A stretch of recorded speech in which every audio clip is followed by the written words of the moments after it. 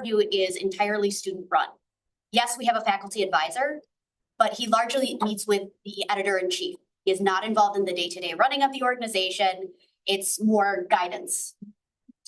And so this is an opportunity for you to really work on your critical skills to practice law, working on researching, writing, and learning to edit, because those are the core of what you will do if you practice as an attorney, and learning how to edit in particular is something really, really valuable. But then if you take a step out from that, a law review is also a way that a school maintains a connection with the legal community, with its alumni, and with potential benefactors of the school. It's a really critical way to show the school's value, as Professor Steenson was saying. And it's also a way for those of us who are students, who are members on the law review, to start networking.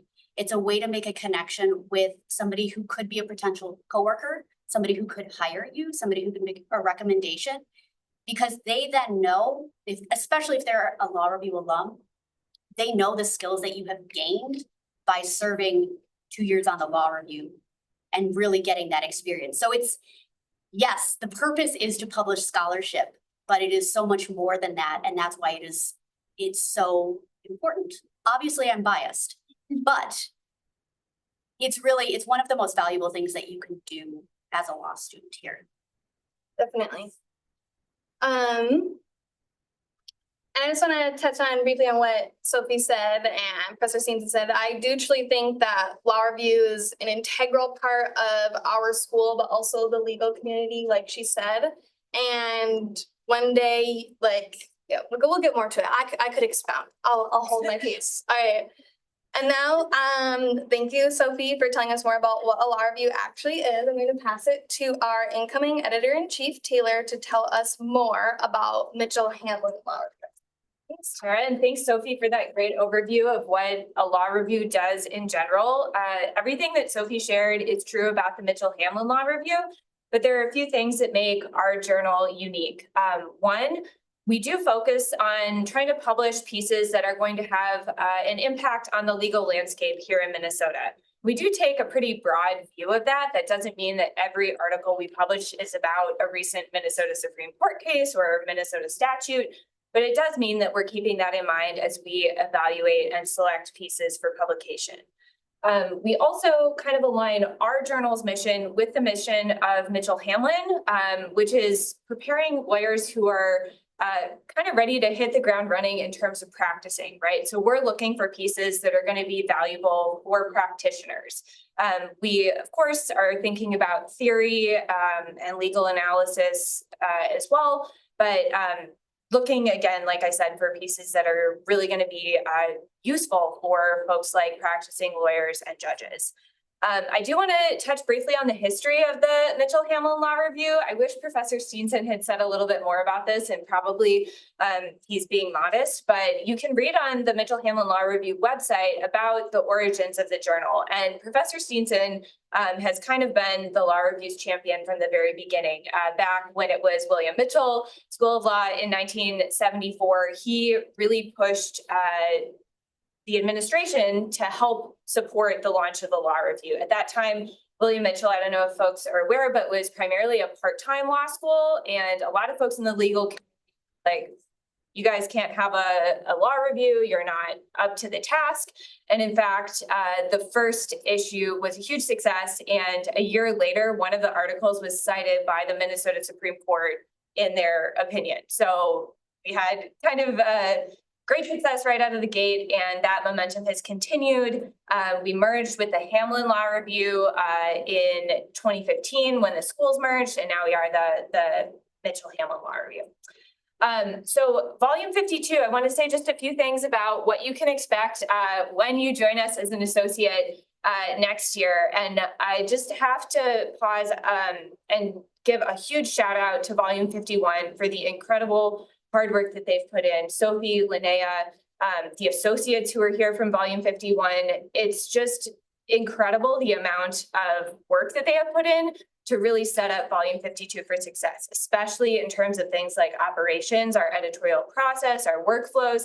And that means we have a really exciting opportunity with volume 52 to focus on things like excellence in editing and legal scholarship, building law reviews, sort of presence in the community, working on those connections with the legal community, and also having fun together and building a really strong collaborative team, which is certainly a priority for me as we think ahead to next year.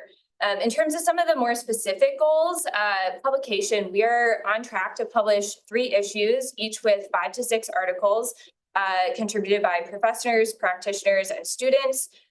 We're already accepting submissions. Again, thanks to volume 51, they set us up so that we could start accepting submissions early. We've had 7 articles accepted to our volume already, so we're more than an issue complete in terms of having those articles selected, and they're from professors, practitioners all around the country. We've even been receiving submissions from professors around the globe, so it's really cool to get to see these works come in, and those are the things that you all are going to get to work on as associates. And then beyond just the actual articles, the editing, the journal part of it, there are other exciting opportunities with volume 52 specifically. We're already working on planning our symposium. Shout out to our symposium editor, Sigrid, who is over here and is working hard. We're on track to have sort of a mini conference in the fall where we're going to be bringing in professors, practitioners, but also like advocates and community members to speak about a legal topic that's of significance here in Minnesota, and more details to come on that soon. We'll also be part of Mitchell Hamline's 125th anniversary celebration. So part of some of those events in the fall, which will be a great networking opportunity with alums and others in the legal community here. And then also working to build some connections with the other 2 law reviews here in the Twin Cities, University of Minnesota and at St. Thomas, and hoping to have some networking type events for folks across the 3 journals. So really exciting things in the works already for next year, and really looking forward to having you all be part of that. Thank you, Taylor. And so with that overview of the great future the law review has ahead of it, as well as the great foundation it's built on, I would love to pass this to Cody and Linnea, and they can tell you more about what law review is really like. I know definitely when I was a 1L, I was thinking, you know, we had this Y law review session in the middle of the spring semester. I was feeling like I already had a lot on my plate, and it was tough to think about that next step. But you're in this position to give yourself all these opportunities to come, right? Whether that's your next job, joining law review, joining moot court, all those things. So I know that it can be a lot to think about, but it is really important. And the reason we're telling you what being on law review is really like is that it is possible, it is doable. You can see all of us before you. There's a lot of other law review representatives in the room. Is that this is run by students, and it is a great addition to your time at Mitchell Hamline. So with that, take it away. Thank you, Tara. Law review is the best club you could join, I promise you. It is a well-oiled student machine. As you've already heard, Professor Steenson is not like watching over us, grading us at every step of the way. Like, there is a amazing structure put in place, all student-based. And so we are sending out information on assignments, you know, from a student to another student. You're getting reviewed by a board member student. You're doing the work with your other students. So much opportunity for communication and community building with your students. In terms of the actual workload, it is not as overwhelming as you might think. It is definitely hard work. It is very intentional work. One of the main components of a career as an attorney is attention to detail, catching little things. Law review is the best thing you can do to know how to do that. And when someone hiring you sees that on your resume, they're like, oh my God, they know how to work a Word document. They know how to catch mistakes. The time commitment, you know, in a typical semester, so starting in the fall for you guys, you're gonna have a couple of assignments, a handful of assignments. These assignments will last about a week. So you'll get, you know, information on when your assignments will be a few weeks in advance. You'll be able to book them out on your calendar. You'll have from Sunday to Sunday to complete an assignment. plenty of information to do so, what type of assignment it will be. It will vary, but for the most part, you know, like, okay, I have 20 footnotes I need to check. I want to budget 30 minutes per footnote while I'm checking them. It's going to be about 20 hours, whatever that is. And you want to fit that into the week. If you have other things going on, you know, you'll take it upon yourself to figure out how to fit those things in. But I can tell you from my experience, I'm currently student director of a clinic. I'm leading a couple student organizations. I'm involved in other work study opportunities. A lot of students are working full-time or part-time in addition to their law review work. Totally possible as long as you're able to budget your time, which as law students, I know you are. Yeah, and to speak more to that too, I mean, you work in a team as an associate too. So you'll have a managing editor and then other associates on your team. So there's a lot of support in that regard too. If you do have trouble keeping up with the assignments. So as opposed to a class where your GPA is dependent on everything, this is a lot more relaxed of an environment to get some really good legal work done. And so, yeah, the other aspects of your associate year too is when you'll write your long paper for the law review if you're accepted. So not only are you doing editorial work on these teams, but you'll also be working on your own research. That's another exciting opportunity about the law review too, is you have a lot more freedom of topic and what you want to, or how you want to write about that topic, excuse me. So yeah, and then again, with the editing work too, you're doing a lot of research. So, I mean, this is definitely, work. It's a lot of it is, intense blue booking, authority checking. But like I said, you get a lot of support. It's very manageable, having just gone through it myself, the expectations, like Linda said. So yeah, and then, I mean, as you're going through the first year, it's kind of crazy to think about, but Lene, I'm sure you can speak more to this too, but transforming that into a second year with the law review as well. Seems kind of preemptive, I'm sure, in your shoes now to be thinking about that stuff. But it's another part of the really exciting opportunity is to train this first year, learn the work. And if you feel excited, it's really easy and accessible to move on to a leadership position if that's something you're interested in or think you might even be interested in. The first year as an associate is a great opportunity to learn about all that. So yeah, more than just the work, like Linnea said. I feel like a lot of us as law students, we're here because we kind of get satisfied when we find an answer or put a puzzle together, something like that. I mean, law review is such an excellent opportunity to okay, author wrote a sentence and they're supporting it with this citation. I'm going to research what they're citing to make sure it's actually supporting whatever they said in the paper. And then, another team is going to come back to that after I've checked that it's all supported and make sure that the physical citation complies with all the rules that we have at our disposal, the blue book, Chicago Manual of Style, whatever it is. We're making sure that, whatever they're citing is supported and then it's done correctly. And that is so satisfying. It's like checking things off a list. and so that's your first year. You're just checking things off a list. It feels amazing. And then you get the opportunity to apply to become part of the board, as we all have done up here. And you kind of get to work on your leadership skills while still checking things off a list. And it's just awesome. So I highly recommend it. I don't know, can I flip to the next slide? I will say too, I mean, just real quick on this last note, law review helps you in a lot of other classes. It helps me, I'm working right now, and I feel like a few things I've learned in law review have helped me be a better communicator in both school and work. So yeah, a lot of personal benefit as well, like we talked about. Cool. Okay. Well, why you should join law review. We've talked a lot about this already, but ultimately, like I was saying, it's the best club on campus. It really is. Not the biggest club on campus. I don't know if it actually is, but it feels like it.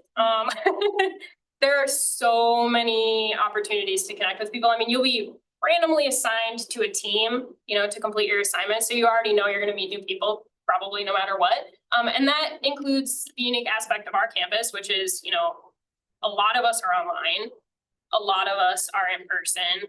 You're going to have a mix of blended students and BAM students on your team, which is such a great opportunity because we don't always get to hang out with each other unless you're a BAM student taking a blended class or whatever. So that is a wonderful opportunity. I think I have really enjoyed being able to,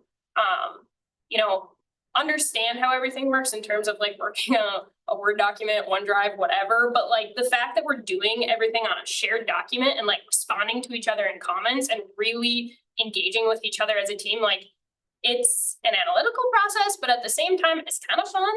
You get to know people a lot better, you're making friends, and then we do fun things like go to happy hour or bowling, or during a blended week, we have like, I don't know, some sort of get together. And of course, we have our fun events like the symposium that Taylor already brought up and the banquet, which is awesome. Food and community. Well, and I'm gonna talk about the prestige and career benefits that you guys are gonna have post law school, right?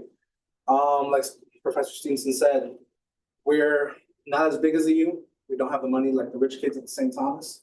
So using law review to really help bring out the prestige of Mitchell Hamline across the country. Right, I can only speak to myself. I didn't know Mitchell Hamline was a thing until I went to a tabling with LSEC back in California. So this is a chance for not only for you guys to get your name out there, but in order to collaborate and get all of our names out there. Additionally, you know, it's no secret that employers are starting to use AI to get rid of the resumes. If you have law review in your resume, you're going to be able to make sure that the AI algorithm keeps your name in the stack. It's gonna help you raise an eyebrow in your interviews. It's gonna be able to help you stand out, right? The name of your school can only get you so far. This is really gonna help you make sure that your career starts off in the best way possible. And also talking to alumni, you know, both from the William Mitchell and Hamline Law legacy schools. Being able to be part of that alumni network is gonna get you volunteer opportunities, job opportunities, it's gonna get you research opportunities. Being able to connect with people from Hawaii to New York to Florida to Alaska just is gonna get you guys into the position that you wanna be, whether it's public interest, whether it's big law, whether it's academia, whatever it is. Definitely. And I agree with everything that was said. I want to emphasize something both of you touched on. Linnea touched on this, that you get to work with your fellow students. It's an opportunity you're not afforded as often in law school. There's not much group work. It's usually very isolated. So the opportunity to learn from your peers. And that is an amazing experience, and to connect truly with an upper level student. Like Linnea, she's my ME, so as an associate, she's the person who's, you know, onboarded me onto the law review. I've been with her the whole year. We've grown really close because of that, and she's taught me a lot about, you know, what I can expect in the coming year and after graduation, things like that. Adding Tara.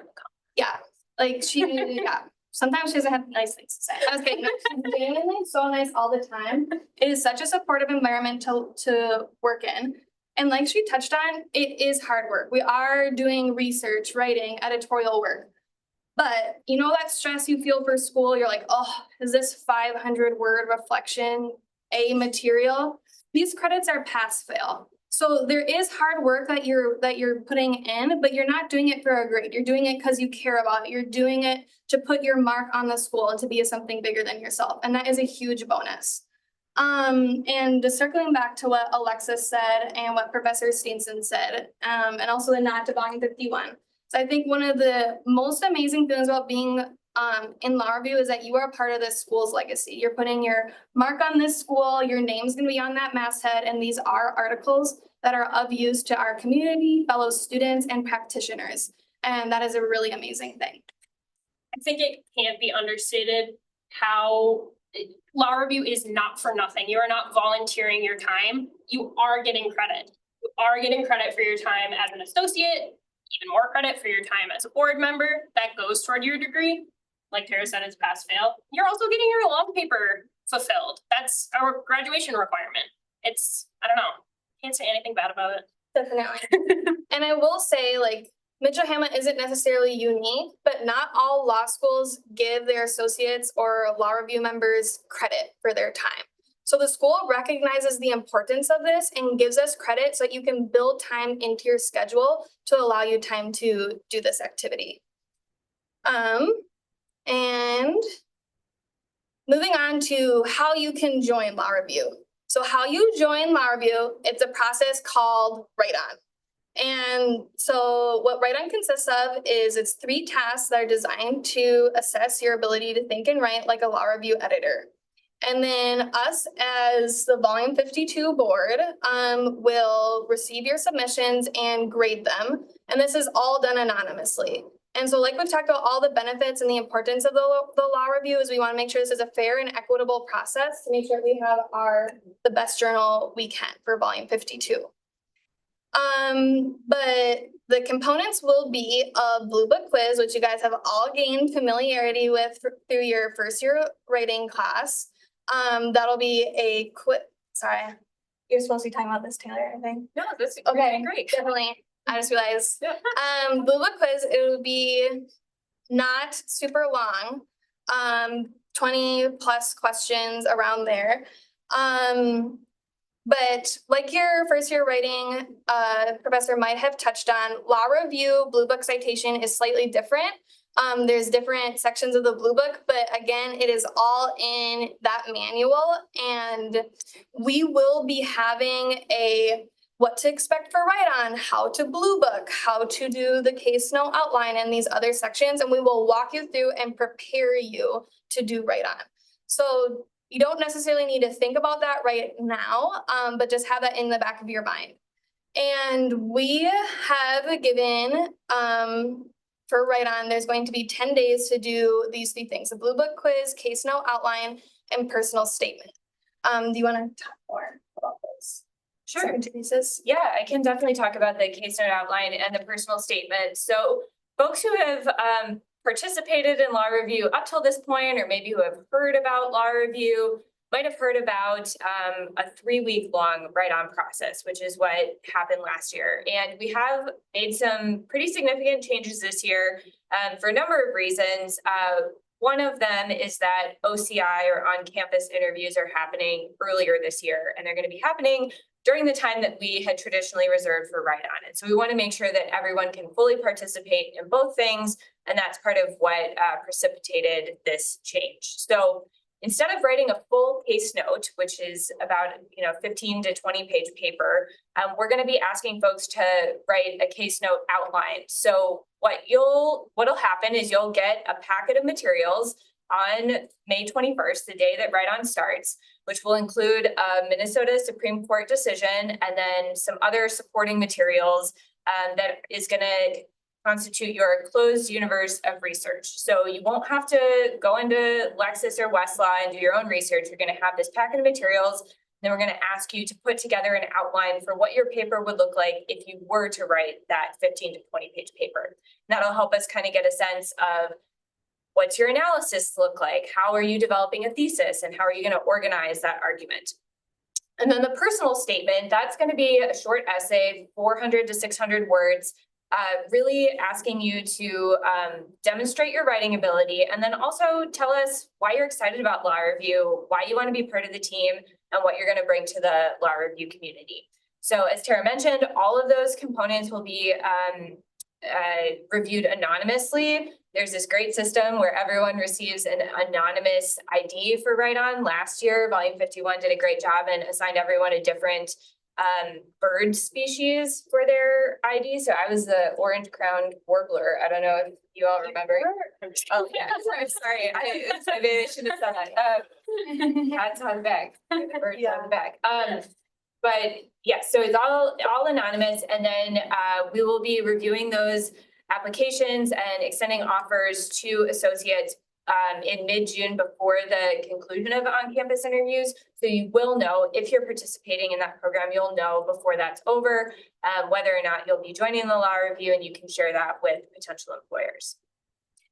Taylor, can I say one thing about the Blue Book quiz? Yes, please. The thing that I'll add about the Blue Book quiz is if your LARC professor doesn't focus on the Blue Book, that's okay. You can still participate in write-on. You can still complete the Blue Book quiz. We have law review members who, there's one person who said they hadn't opened the Blue Book until they did write-on, and they still made it on. So I just want to say that to allay anyone's concerns about whether or not you've used the Blue Book in LARC. Great point, Sophie. That is a great point. I was the black-bellied whistling duck. Yeah, that's pretty cool. And one more thing about the timeline. So we've planned this so that you can update your applications if you choose to do OCI. That's another thing that if you're on the fence about, I would encourage people to do it just to see what happens. And it always feels really good to update your application with good news and just say, I got on law review. And with that, Write-On will be opening after the finals period closes. We wanted to make sure that you guys could focus on your finals, do your best, and then give your full effort to Write-On. And with that, we want you to Write-On. Law review is for everyone, no matter your background or experience. And like what Alexis said, law school is definitely something that can, test, like you're feeling like you belong at law school and things like that. But you're at Mitchell Hamline for a reason, and you're in this room for a reason. If you're curious and excited to learn, you belong on Law Review. So with that, please mark your calendars, scan this QR code, and register for Write-On. Registering does not commit you to anything. It will just make sure that you're in the loop to get important updates. Yeah. Everybody, Scan it now. let's scan it. You don't want to flag it on your emails and then be like, I'll get to it in a week. Yeah. I have like 50 flag emails. Exactly. You don't want to miss out. Forget about it because it's later. Definitely. Does anybody have anything else to add? Encouragement at this stage? Take out your phones. Yeah, everyone, yeah, I think we can, if anyone has questions now, and then we will have some time, for you all to eat, please, some of these cookies that I brought, and, ask questions, in a little more informal setting, and then we'll take, a little field trip for anyone that wants to see the law review office. That's another perk of being on law review, is we have our own office in the library that's really nice, and they'll update your ID so that you can get access to it. You can go work in there anytime you want. Definitely. If you've ever been on the quiet floor and people are talking, don't have to experience that again if you join the journal. So it's a big perk. With that, like Taylor mentioned, would love to get questions. There. Oh yeah. Oh, I did. I am screen sharing. I think this is, it says we are. Oh, we're sharing the wrong screen, maybe? Here, click the green bar right there. Make sure it's. Yes. Yeah. Oh,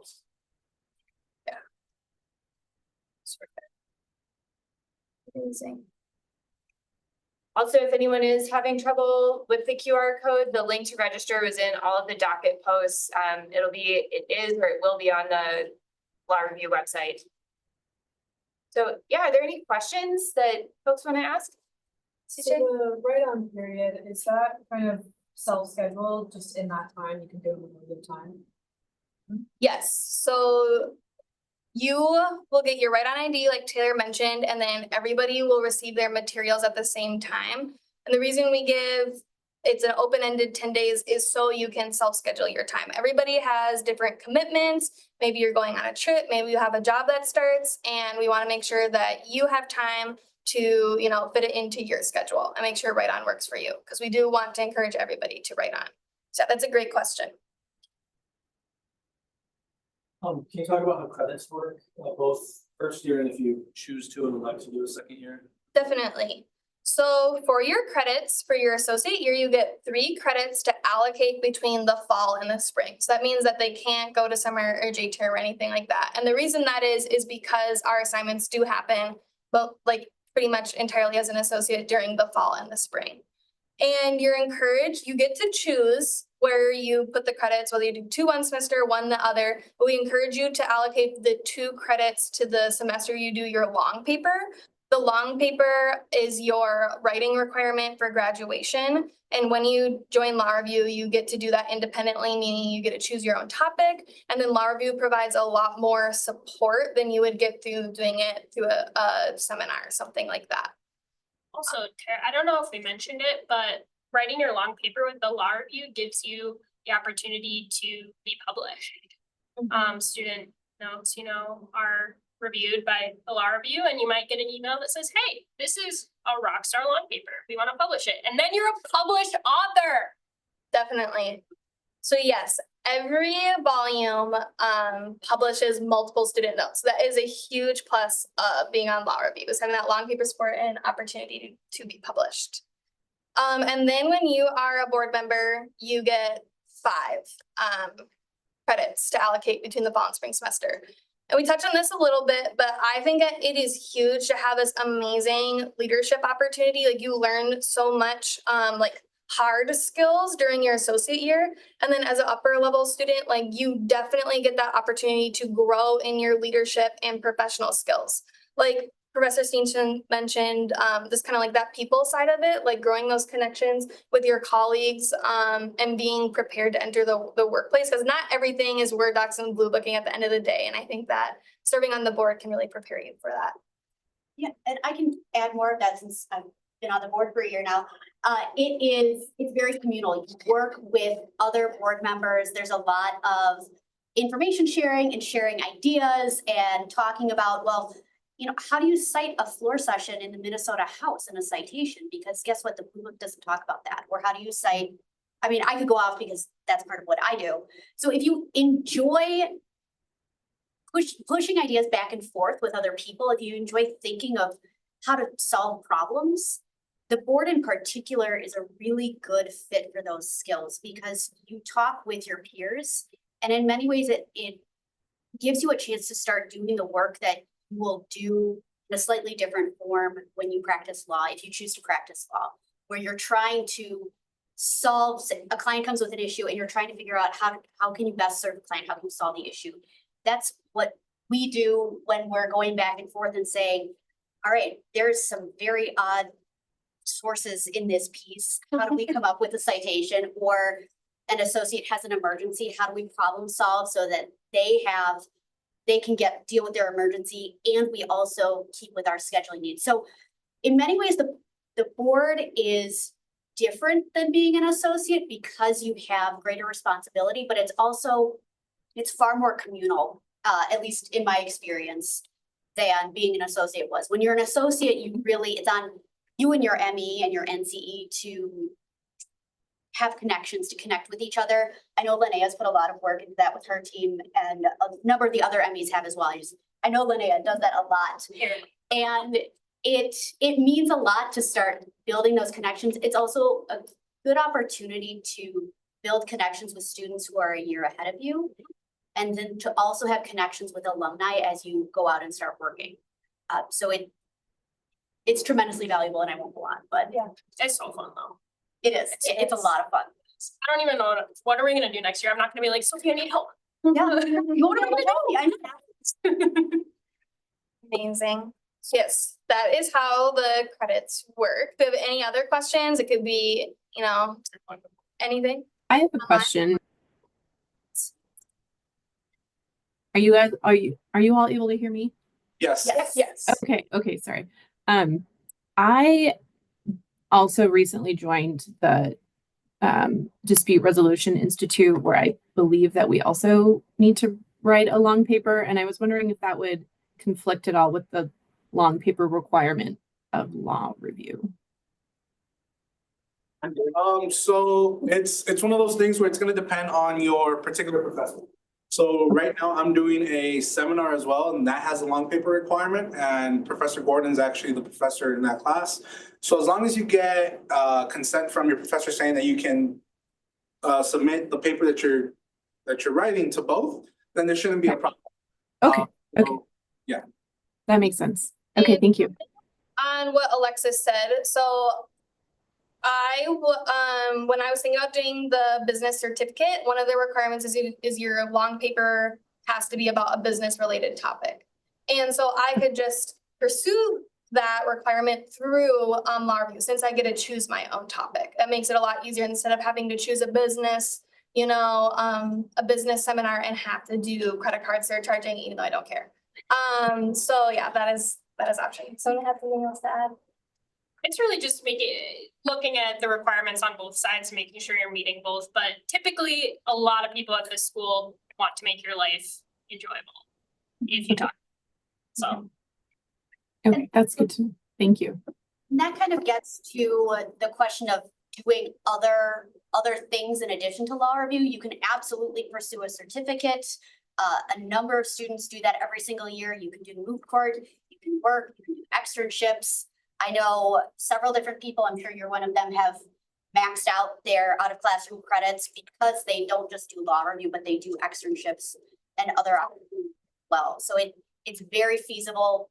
I recommend planning from your last semester backwards in general, but Yes, so, Oh, I'm just in that exact situation right now. I'm in the Dispute Resolution Institute pursuing the certificate, and I'm currently working on my long paper through law review.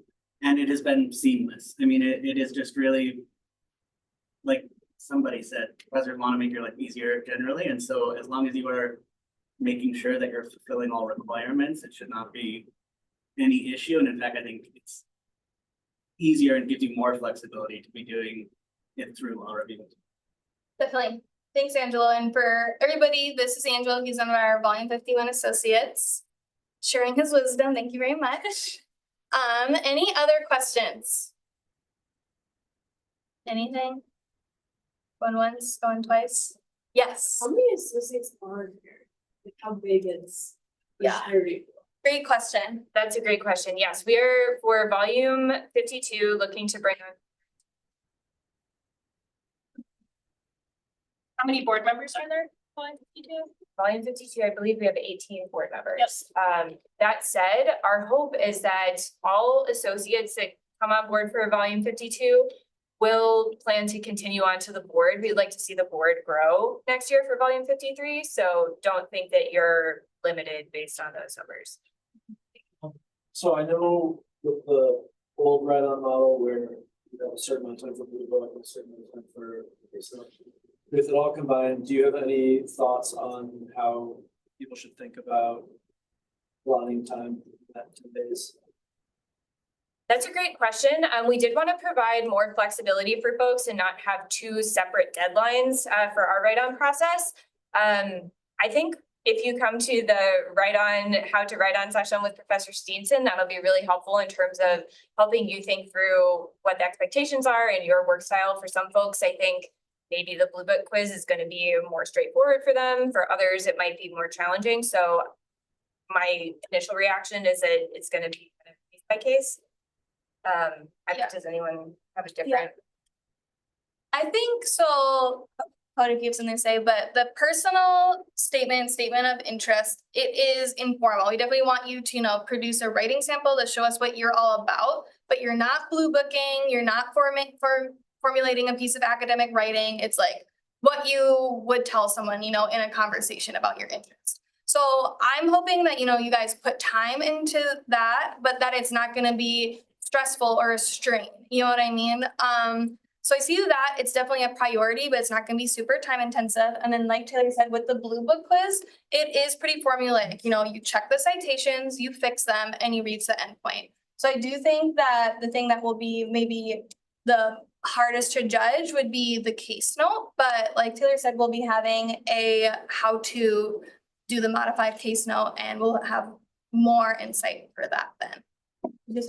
Yeah, I mean, pretty much that. It's a balance, but the big thing is finishing too. I mean, that's the biggest reason people don't get on law review is because maybe they do part of it.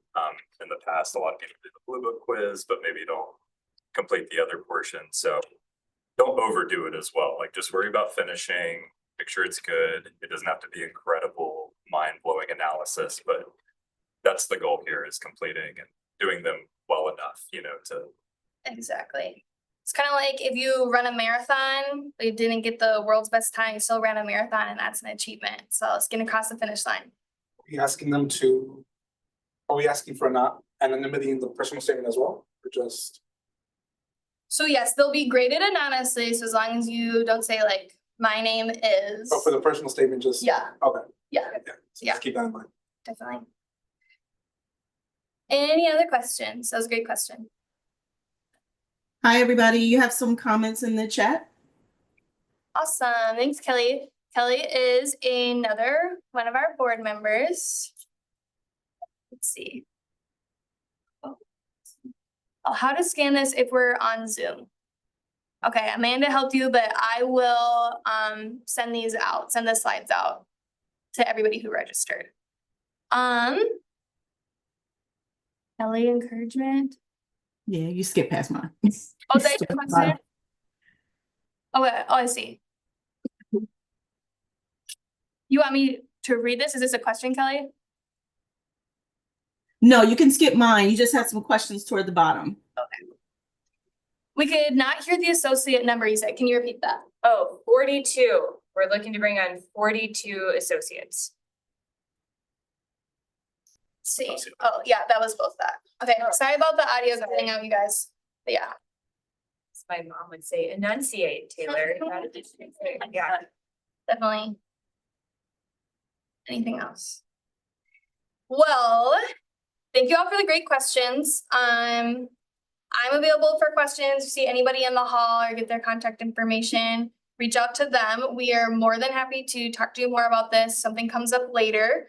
And with that being said, can everybody who is currently a law review member, raise their hand if you're in the room.